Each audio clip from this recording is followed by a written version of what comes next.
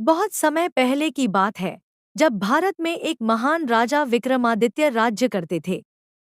विक्रमादित्य का नाम केवल एक राजा के रूप में नहीं, बल्कि एक न्यायप्रिय और साहसी व्यक्ति के रूप में भी प्रसिद्ध था।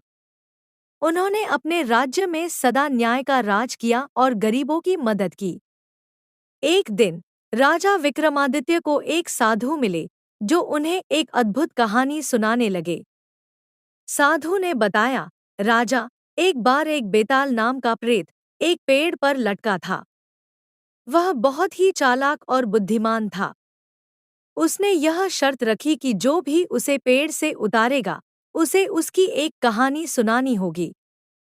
यदि वह कहानी का रहस्य समझ नहीं पाया, तो उसे अपनी जान से हाथ धोना पड़ेगा। राजा विक्रमादित्य ने साहसिकता से बेताल को पेड़ से उतारा। बेताल ने अपनी कहानी शुरू की। एक बार एक गरीब ब्राह्मण था। वह बहुत ही ईमानदार और दयालु था। उसके पास कुछ नहीं था, लेकिन उसके दिल में सभी के लिए प्रेम था। एक दिन वह जंगल में गया और वहां उसे एक जादुई रत्न मिला। उस रत्न की विशेषता थी कि वह जो भी इच्छा करेगा, वह पूरी होगी। राजा ने ध्यान से बेताल की कहानी सुनी। बेताल ने आगे कहा, ब्राह्मण ने सोचा कि यह रत्न उसके जीवन को बदल देगा। उसने सबसे पहले अपने लिए धन की इच्छा की।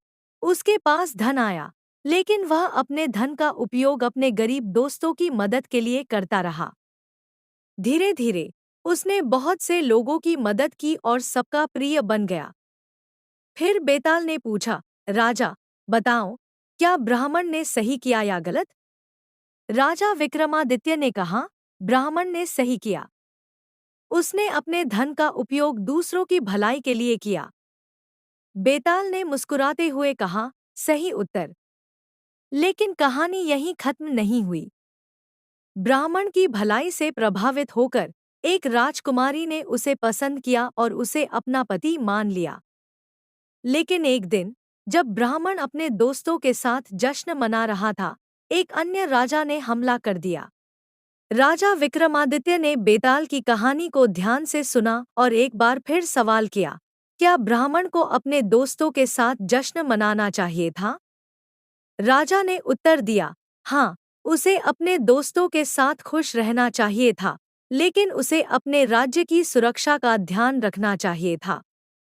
बेताल ने फिर से कहा, सही उत्तर। लेकिन ब्राह्मण ने अपने दोस्तों के साथ जश्न मनाया और इसके परिणामस्वरूप उसके राज्य पर संकट आ गया। इसके बाद बेताल ने अपनी तीसरी कहानी शुरू की, जिसमें ब्राह्मण ने अपनी भूल के लिए एक भव्य युद्ध का सामना किया। उसने अपने सभी दोस्तों को एकत्र किया और एकजुट होकर युद्ध किया।